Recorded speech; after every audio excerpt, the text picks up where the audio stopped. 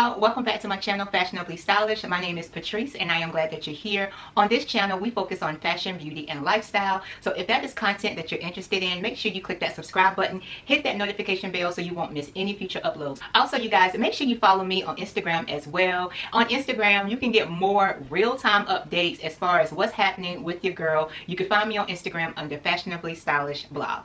Okay, let's get started. So today's video, I am going to talk to you guys about my 140-pound weight loss journey. I debated whether I was gonna share or do this type of video, but the more I thought about it, I was like, look, my story could help someone else. I mean, you could maybe pull some inspiration, some type of motivation, some type of encouragement, whatever from this video. My goal is to add value and to help someone. And I felt holding this information, why? What's the point? Because again, I am here to add value. I am here to help. So I want to talk about my 140-pound weight loss journey. Again, y'all, 140 pounds. Your girl has lost 140 pounds. And when I say that number, it is so crazy. Like, that is a whole person. That's a whole person. But I am so proud of myself. I cannot believe that I am at this point. You know, this has not been an overnight thing. It has taken years and years and years to get to this point. Just to kind of open things up here, it is a journey. It is called a journey for a reason, and indeed it is a journey. For me, and you'll see me looking at my notes because I want to stay on track here, but just to give you some background about me.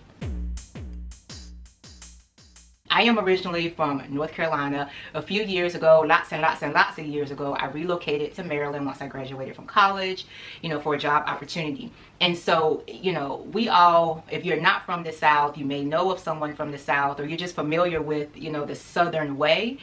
We eat good, like Southerners, and I still refer to myself as a Southerner. Like, deep down inside of me, I am, and this is something that will never change. I am, you know, a country girl at heart. I am a Southern girl at heart. And, you know, we eat good. Like, growing up in the South, you know, usually the food was either, and I'm just taking you back to like childhood days, it was either fried or smothered, and I enjoyed it, and I enjoyed it to the fullest.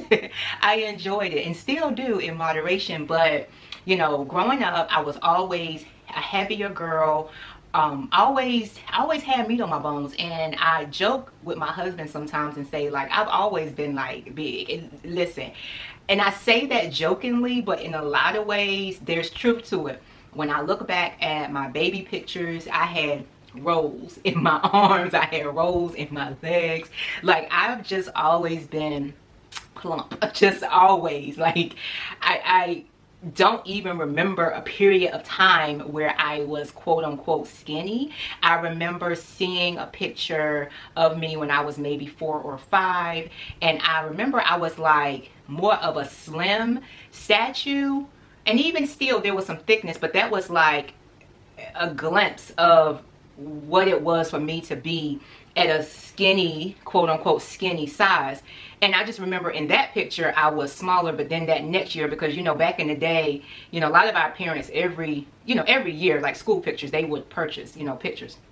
And I remember that next year I was like plump. So if I was, or from that picture, skinny, it was very short-lived. So all my life I've been on the heavier side, and this pretty much continued all throughout childhood and what have you. And I was active to a point, you know, like I was involved in a lot of clubs and after school activities. But again, growing up in the South, you know, when you're eating a bunch of like fried food and food that's like smothered, and for me, I've never been much of a sweets person.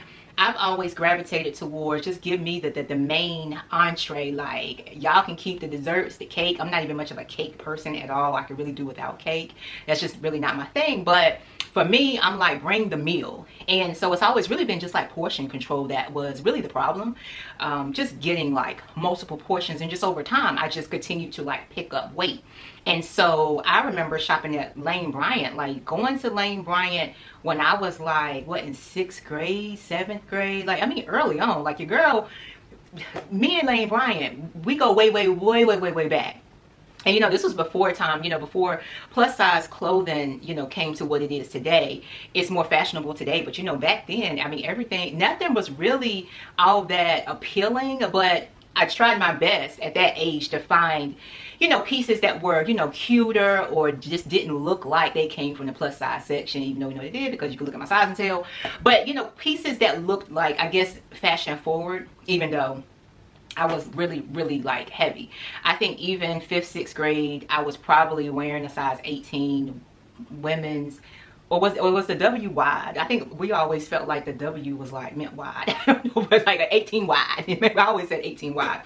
But I was wearing like a size 18, a size 20 in middle school, in high school. This is what I was wearing. But one thing about me, I've always presented myself in a very put together way. You know, I would hear, you know, you're really cute, you're really pretty, you're really beautiful for a plus size girl. Is that even a compliment? But whatever. Back then, I took it as a compliment. But, you know, hindsight 2020, I look back, I was like, that's not really a compliment, really.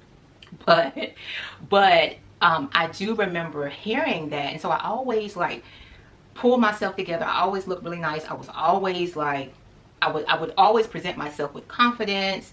You know, for me, even though I was a bigger girl, I never really looked at myself that way, because I've always been, for the most part, ever since I've been working since the age of 16, you know, been into fashion, been fashionable. I would put my pieces together. I would rock them with confidence. Like, I just, even though I was plus size, it was whatever.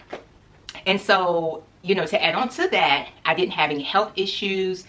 You know, I had asthma for many years, up until I was like 11 or 12. I didn't have asthma anymore. So even though I was larger, I didn't have asthma. I didn't have high blood pressure. I didn't have diabetes. I didn't have none of those issues. Like, I would always leave my physicals with, you have a high BMI and you're really healthy. Like, the doctors were always really surprised.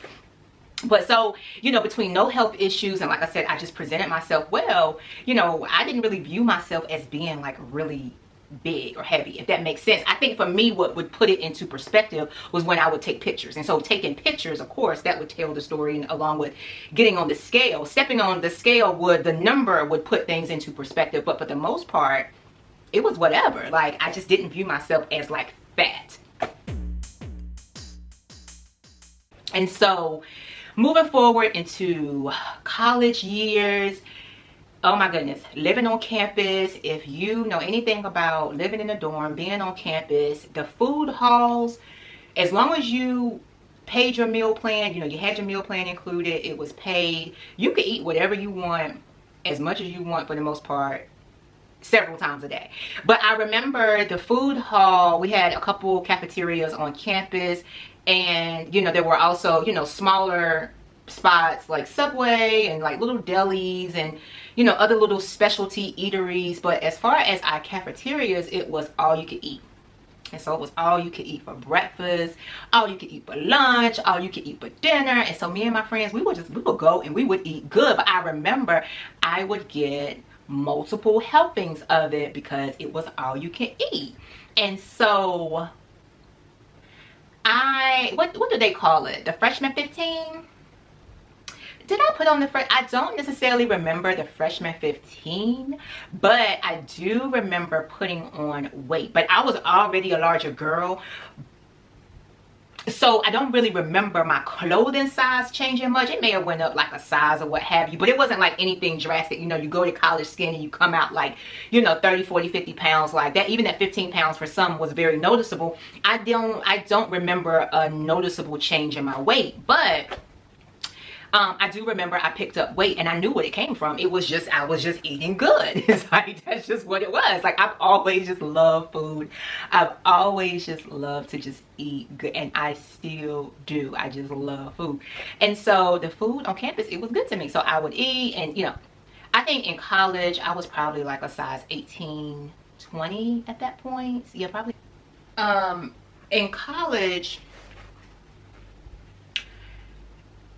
I put on probably give or take 10, 15 pounds or what have you. But again, I was already plus size. I was already a heavier girl. So I didn't really notice too much. And I will say too, in all of this time where, you know, I was weighing probably, I don't know, like 250, 260. I pretty much stayed around probably 250, probably between 240 and 260 while I was in college. And even in the whole dating world, I didn't really have an issue with, you know, attention from men. Like I said, I carried myself well. I didn't have much of an issue with attention from men. So I didn't really look at myself again as being like fat, like ugh. Like that was just not, that wasn't the vibe that I got. I had a very, you know, I had a very vibrant social life. You know, I was just outgoing. I had fun. Like I lived. Like and I didn't really feel like my weight really held me back from much either. So throughout childhood, throughout college, like even in childhood, I would say, you know, you had the mean girls or whatever that, and this was more so grade school, people that would have their little jokes or whatever, or just wanted to be like mean, you know, little like big girl jokes or whatever. But I experienced it here or there, and I was just like, whatever, I don't really talk to y'all like that anyway. So I had my circle, I had my group, I was good. And in college, I was good. Okay, so fast forward, once I got out of college, I was probably between 240, 260, something like there. And you know, I relocated to Maryland and, you know, left North Carolina. And I think from that point, I was living in the DMV area. And if you know anything about living near Washington, D.C., the people, the young professionals, a lot of them, I won't say all, but the majority are very like fashion forward. I mean, when they step out, they are rocking their ish. Like they just look just pulled together. I mean, the fashions are just, they're like top tier. Not, like I said, not for all, but for a lot of them. And so I also had more stores around me, close to me, that I didn't really have in the part of North Carolina where I come from. And so I just remember I started to feel just kind of limited in my choices because, you know, at this point, Lane Bryant, you know, still around. I started to shop at like Ashley Stewart and, you know, Forever 21. Like at that point, I would say this was probably like this was probably like the early 2006, 7, 8. Around that time, that was when plus size fashion started to be a little bit like more fashion forward. Like I felt like designers, companies started to really put more thought than they were putting before into plus size clothing. And so I remember there were more items in stores where I felt like I could really express my fashion style, like really my fashion sense. And I felt like I could really dress the way I wanted to, but still to a point, you know. So being in the DC area, there were so many stores that didn't cater to my size. So I just, you know, in so many ways, I started to just feel really limited. However, even though those frustrations were there, okay. So, you know, I just moved forward. Now, as far as dieting, oh gosh, I remember being on a diet. I have been on diets pretty much off and on all of my life. So even once I relocated, again, I'm like dieting off and on, trying to lose weight, even growing up. So I forgot to mention this. Growing up, I've been on the cabbage soup diet, this diet, that diet, cut this, cut that. You know, so I would lose 10 pounds here, 20 pounds there, gain it back. I would lose 15 pounds. Y'all remember Atkins? I lost a few pounds, gained it back. And the thing about Atkins, which people would always say, which seemed to be very true, I would lose the weight, gain it back, and then some. So lose 15 pounds, gain back 30, you know. And it's just like I felt like I stayed in this cycle just for many years. So when I moved away, I was still kind of like dieting off and on again, you know, losing and gaining the same 10, 15 pounds, over. So either way, I got pregnant with my daughter, and I was probably at that time, I was close to 300 pounds. But again, you know, it's kind of like, well, I'm pregnant, so, you know, I'll lose it after I have the baby. And I didn't. But I had the right intentions, right? And so while I was pregnant, I think I gained maybe 20 pounds. So I was diagnosed with gestational diabetes, and this was the first time I was like kind of diagnosed with something in so many years. And so, you know, gestational diabetes, I remember having to do the insulin shots and all of that. But even during that time while I was pregnant and I was on this diabetes diet, I ended up kind of maintaining, which was what the doctors wanted. They wanted me to like just kind of maintain but not gain. Total pregnancy, not gaining more than 15 pounds. So I gained like 15, 20. So I did okay with that. But once I had my daughter, the gestational diabetes went away. And so the gestational diabetes went away. So I did away with that diabetic diet, and I just kind of went back to like old ways. And I, you know, kind of went through the cycle again of dieting, whatever diet was popular at that time. I think Atkins, this was around 2010. Atkins was kind of still around a little bit. I think Whole30 came up on the scene, or maybe it was already on the scene. But I remember though, prior to getting pregnant, I did Weight Watchers for a period of time. And I remember even with Weight Watchers, I would lose a little bit, gain it back, lose a little bit, gain it back. But great program. It was just constantly kind of going back to, some of it was old ways.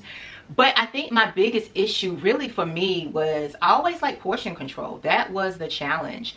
So I knew if I could get the portions under control, then I probably would actually continue losing, reach my goal weight, and then just kind of maintain from there. But the portion control was just really my kryptonite. And I think some of it, you know how for me, my issues more so emotional eating. And I'm not talking about emotional eating like you're sad, down, eat. No, happy, excited, sad, mad. It didn't even matter, like the different emotions of just life. That was my thing. I would gravitate towards food instead of really identifying kind of like the root cause of why I was like that, or replacing that with something else. I would always kind of gravitate towards food. And I think a lot of it too came from upbringing. I think a lot of us, you know, when there was a celebration, no matter what it was, a birthday party, someone had a promotion, someone retired, just a get together, there was always food. That was like just what we did. When we gathered, we ate. You gather, you eat. And we ate good, and we ate a lot. Again, it was fried, it was smothered.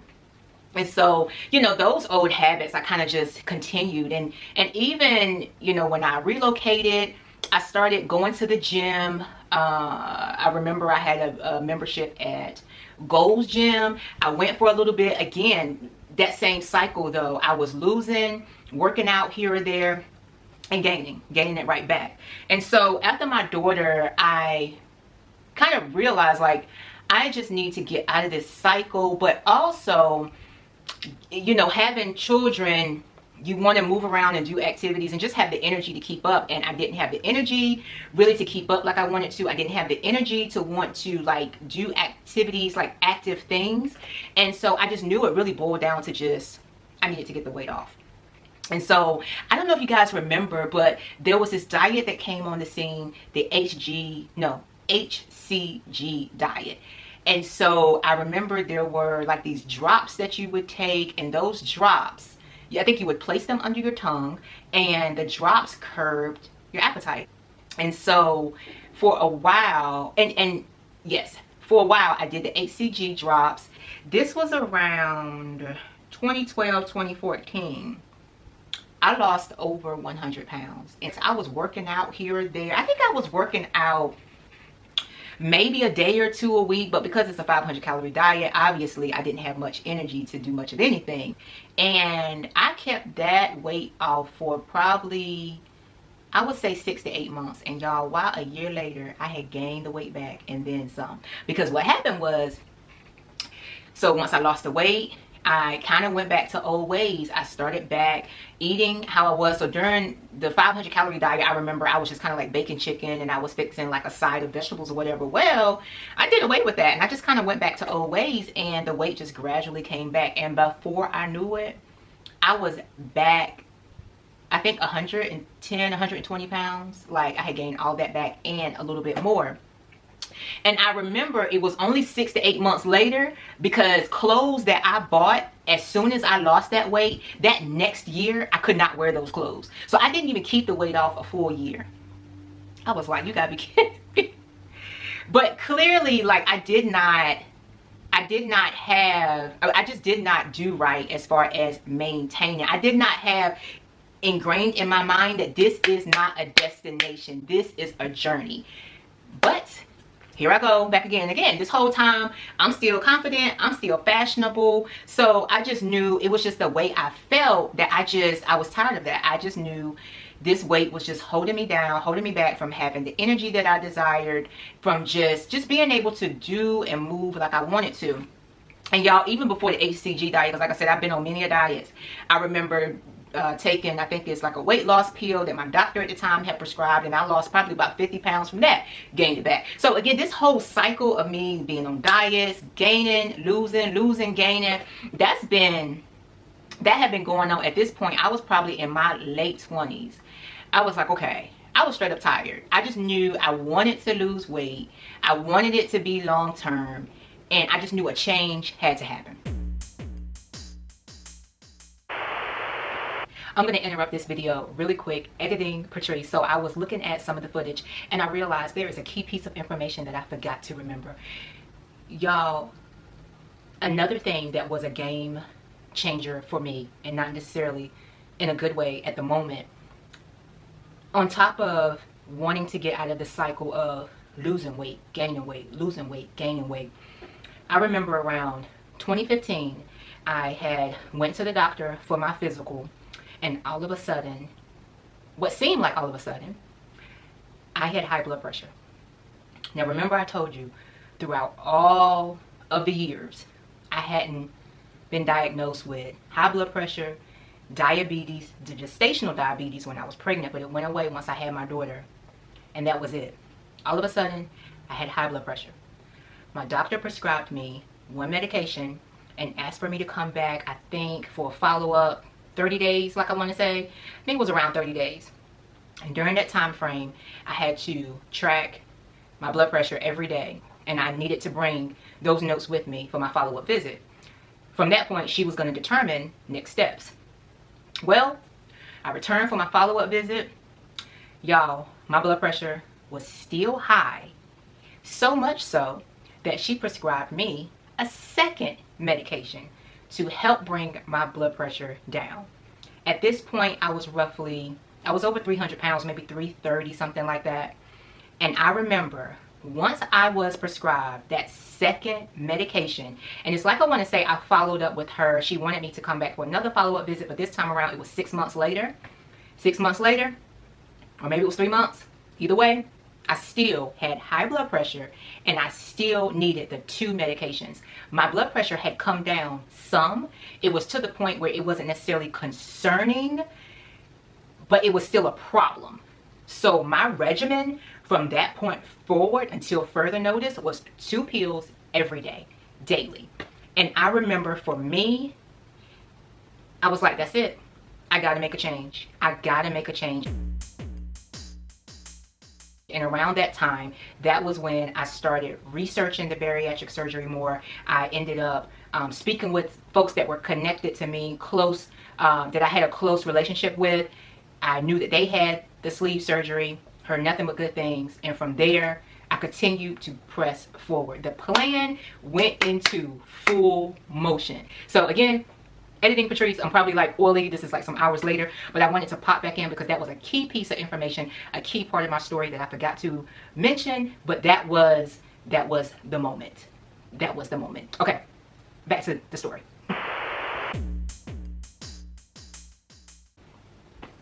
So, I started hearing about, I had, of course, for many, many years had heard about bariatric surgery. Mostly I had heard about the bypass, and I wasn't too much interested in the bypass, but I started hearing more about the gastric sleeve, and so that really piqued my interest. At the time, I knew of people, there were a few people close to me that had the sleeve, and they looked amazing, and they had nothing but good things to say about it, nothing but good things. And I started giving it thought, and I started hearing about how more insurance companies had started covering bariatric surgery. And so I did my research, and I found out that the insurance I had at the time covered bariatric surgery. And I was like, okay, why not? Why not? I had gotten to the point where I was just kind of like fed up. I was tired of the cycle. I knew I had to change. So I had to change. So with that, around this time, it was probably early 2016 or so, maybe towards the end of 2015, 2016, early in the year. I did my research. I found out that my insurance covered the procedure, and pretty much covered the procedure almost at 100%. There were a set of guidelines that I had to follow, and there were some things I had to complete beforehand. Some insurance companies require that you, so every insurance company is different. Some have a certain set of requirements that you have to meet for them to cover. You have to have some type of pre-existing condition, but my insurance didn't say I had to have some type of pre-existing condition. I just needed to meet a certain BMI requirement, which was, I was at that. You know, I think the BMI had to be in the whatever obese, morbidly obese. I had been in that for years and years, so that was like, okay, I got that, check. But if you're interested in bariatric surgery, definitely check with your insurance company. Your health insurance, you would be surprised, it may actually cover it. The amount of coverage, it varies by insurance cover, by the amount of coverage, the amount that they cover, that varies by insurance company, and the requirement for them to cover, that varies by insurance companies as well. But with my insurance at the time, they covered it. And so I remember, just to give you guys some insight into my process, if you go with your insurance company, your process could look similar to mine, or it could be very different. But as far as my process was concerned, I had already identified who I wanted my surgeon to be. I called the surgeon's office. Of course, they asked what insurance I had. They said they accepted that insurance, and they gave me a list of things I needed to complete before they would move me forward with scheduling my surgery. And when I say it was a list, y'all, it was a list. But they really, and I can't speak for all of the bariatric surgeon offices, obviously, but the office that I went with, they really take time to make sure you are knowledgeable and educated on what the process entails. That's the process leading up to surgery, during, and that time period after. They required, I remember, like a psych eval, which was meeting with a psychiatrist for them to evaluate if I was even in the right frame of mind for this type of surgery. There were meetings with their nutritionist to educate me on what I needed to do to prepare my body food-wise before, and how I needed to eat afterwards. I remember there was also a requirement where I had to lose a few pounds beforehand, so that, you know, they say if you can lose, even if it's 10 pounds before surgery, that in some ways decreases the complications or the risk factors. And so I remember I had to lose 10 pounds. I remember I had to do a 10-day liquid diet leading up to the surgery. I remember I had to, it's like I want to say I had to meet with the nutritionist for 6 months leading up to the surgery, and I had to have documentation of all of the meetings with the nutritionist. I needed to have documentation, of course, of the psych evaluation. I needed to have documentation of I believe I had to have, of course, the pre-op workup. I had to schedule that with my primary care physician. There was a laundry list of things, and it took, so, you know, you had to be under their program for 6 months, meeting every month, 6 months leading up to actually being able to schedule your surgery date, on top of all of these other things that had to be checked off. So from the time that I called to inquire about the surgery to when I actually had the surgery, between 6-7 months had passed.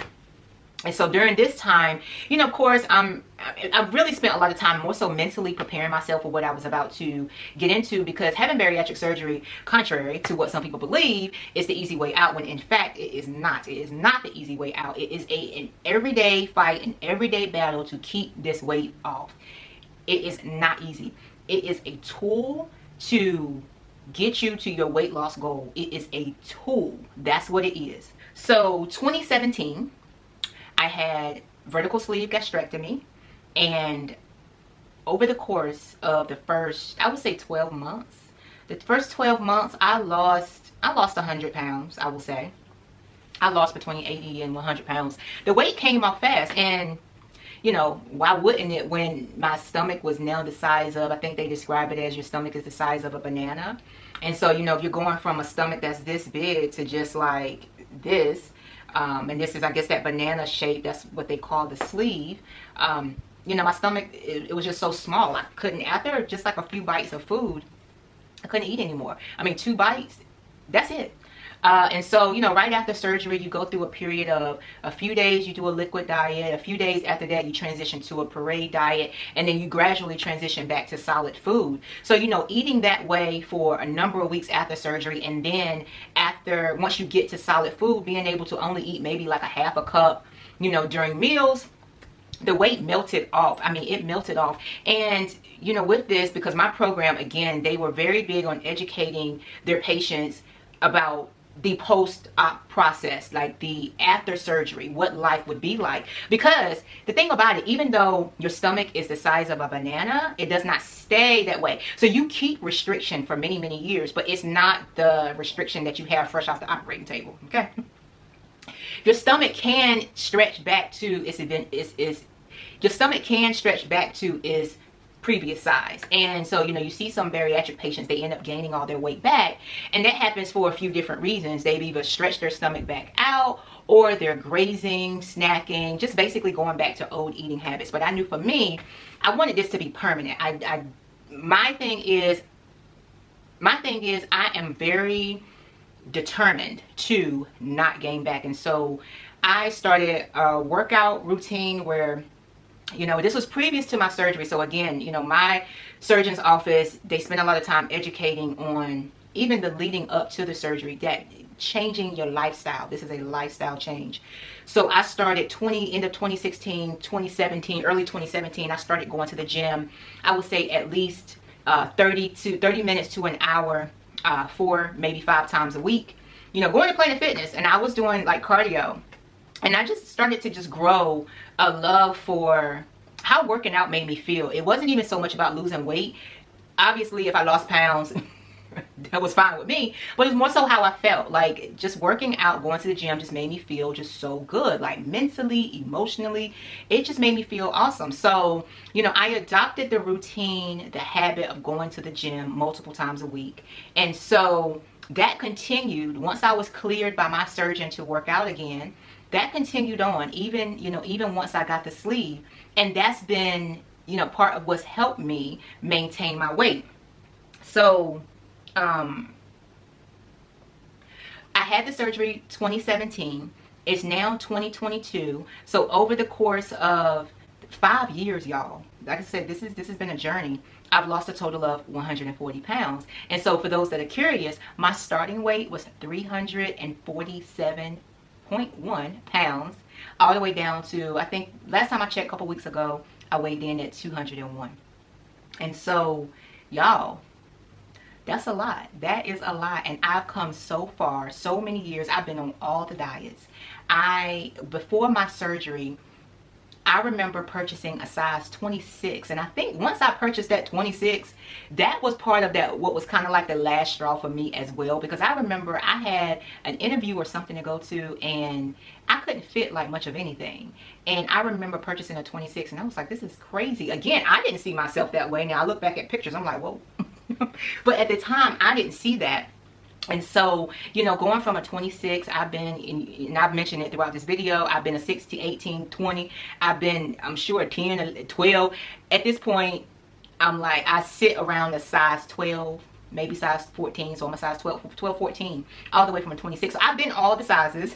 I've weighed, you know, I've been small, well, we won't say small, but I have been through it with weight. And so having the surgery was a game changer for me. It was life-saving. It is one of the best decisions I have ever made. I stand firm in that. People can say what they want to say about bariatric surgery, but it is one of the best decisions I've ever made. And even 5 years later, I still feel restriction when I eat. Some foods more than others. There are certain snacks I could probably eat the whole bag in one sitting. But then when it comes to like pasta or rice, after a couple forkfuls, I am stuffed. So it really kind of depends on what it is. But this is where the education comes in and the lifestyle change. There are just some foods that I eat in moderation. And I just know what to eat. I kind of practice like an 80-20 diet. And so if you've heard of this, it's kind of like, I would say 80% of the time, and truth be told, y'all, for me, roughly 90% of the time, I eat healthy. I am very mindful in watching what I eat. 10 to 20% of the time, I have what I enjoy. You know, the things that I enjoy tend to be my favorite pizza. I love pizza. So 10-20% of the time, I may have some pizza. I may have some Chinese food. I may have whatever that is that I enjoy. I may have a crumble cookie, even though I can only eat like maybe a fourth of it or whatever. It's a small amount, but I don't necessarily deprive myself of what I enjoy. I'm still able to pretty much eat whatever I want to. It's just I can't eat much of it. And that's the thing about the sleeve and bariatric surgery. And that's why I say, and you'll hear that it is a tool. You can still, no one is stopping you from eating what you want to eat. And the tool does not stop you either. However, the tool comes into play with for me, the restriction. And so that restriction, I cannot eat those large portions like I used to eat. And truth be told, I don't necessarily want to. For one, I don't want to go back to where I was. But for two, being a bariatric patient, it doesn't feel good. Eating too much is an awful feeling. And so if you are a bariatric patient or just familiar, sometimes it's not even worth it. That extra bite is not even worth it. But I stand firm in saying it was the best decision ever. So from this point, and this will bring you some insight as to where I've been.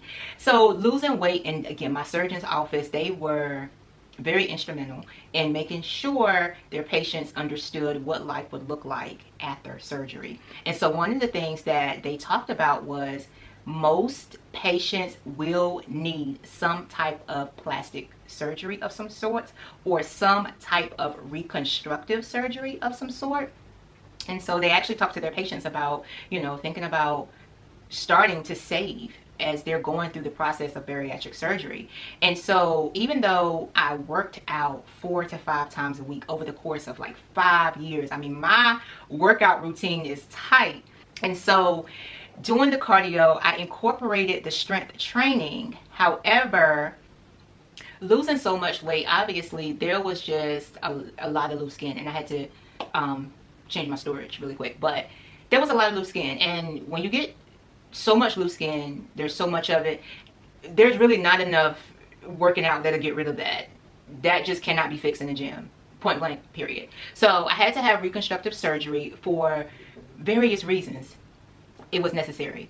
I had reconstructive surgery, and so that is some insight as far as where your girl has been. I have been recovering, but I am doing great. I feel wonderful. There, you know, some days are just better than others. It's part of the journey, but each day is better than the day before. And so I am looking forward to bringing you guys some more fashion content. I have been stacking lots of fall pieces over here, and I'm going to be honest with you. It's a journey. Let's use that word again. So I'm bringing you guys along with me on this journey. And so you may notice some changes physically, but yeah, it was for the best. And I know some people who ask me, girl, who was your surgeon? And I am not going to disclose that information. Y'all ain't gonna come for me if y'all don't get what y'all asked for, okay? I am not going to disclose that, because if you don't get what you asked for from the surgeon, I don't want you looking for me. But I will say, just do your research. Do your research and do lots of it. And so, yeah, so that is my 140-pound weight loss story, my 140-pound weight loss journey. And so when you see me talk about eating healthy and working out, and you see me posting my workouts on IG or any of these social media platforms, or you see me like fixing a healthy meal, but you may also see me cooking Sunday dinner, just know when I cook Sunday dinner, that's my 10 to 20% right there. But the majority of the time, your girl is eating right. I am working out. It is a lifestyle for me, and like I've said, there is no going back. And if I gain a few pounds, trust and believe, I'm gonna do my darnest to lose those few pounds. So, but this is me and that is my story. So just to bring you some insight into my world, how much fitness and health and working out means to me, you know, a little bit about where I've been and what to expect moving forward. To keep up with me, again, follow me on Instagram at Fashionably Stylish Blog. But y'all, I am ready to bring you more fashion content. I have some fall fashion content that is coming. I'm hoping it gives what I expect for it to give, but they will be, I have some try-ons coming, styling hauls. So stay tuned. Again, subscribe, hit that notification bell. For all my returning subscribers, hey girl, hey, and all my new subscribers, welcome. And until next time, peace and blessings.